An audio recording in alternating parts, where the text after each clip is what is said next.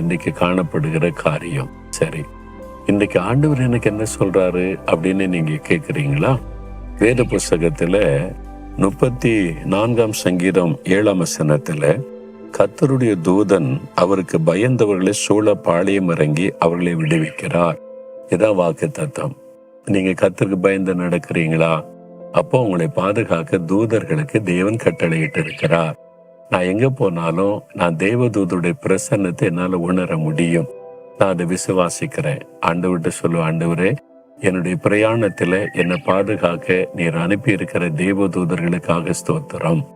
கார்ல பிரயாணப்பட்டாலும் சரி, விமானத்துல பிரயாணப்பட்டாலும் சரி, ட்ரெயின்ல பிரயாணப்பட்டாலும் சரி, எங்க நான் பிரயாணப்பட்டாலும் என்னை பாதுகாக்க உங்களுடைய தூதர்களுக்கு கட்டளை கொடுத்திருக்கிறீங்க. தூதர்கள் என்ன சூழ பாளையம் இறங்கி பாதுகாக்கிறதுக்கா ஸ்தோத்திரம்னு நான் துதிப்பேன்.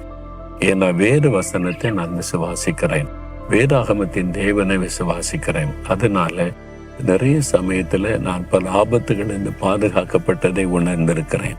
உங்க வாழ்க்கையில கூட யோசித்து பாருங்க. நிறைய சமயம் கண்ணிம நேரத்துல யாரோ வந்து காப்பாத்துறாங்க, ஏதோ நடந்துச்சு, நான் தப்பிச்சுட்டேன்.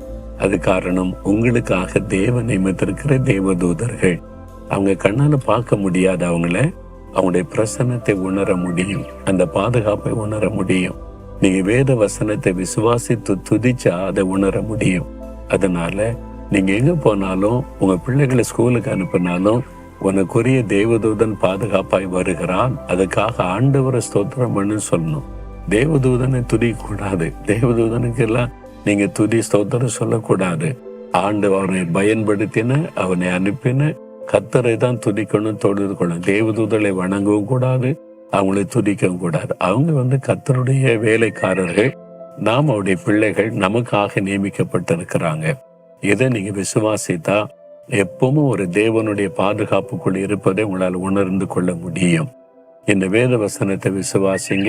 உங்களுக்கான தேவதூதர்களை தேவன் கட்டளையிட்டு இருக்கிறார். அவர்கள் உங்களை பாதுகாத்து கொண்டே வர்றாங்க, இன்னும் பாதுகாப்பாங்க.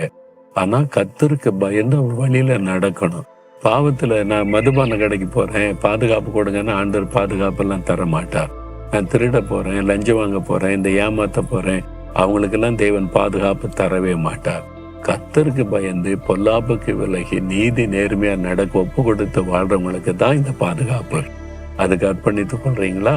அப்ப ஆண்டவர்கிட்ட சொல்லுங்க, ஆண்டவரே, எனக்காக நீர் நியமித்திருக்கிற தேவ தூதர்களுக்காக ஸ்தோத்திரம். என்னை பாதுகாக்க எப்பவுமே என் கூட இருக்கிறாங்க. அது நீங்க எனக்கு கொடுத்த பாக்கியம், அதற்காக ஸ்தோத்திரம்.